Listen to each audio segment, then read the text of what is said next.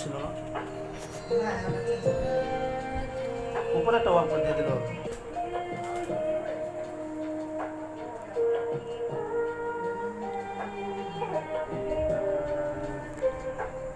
আনাফের video সুন্দর হয় না আমার ভিডিও সুন্দর হ্যাঁ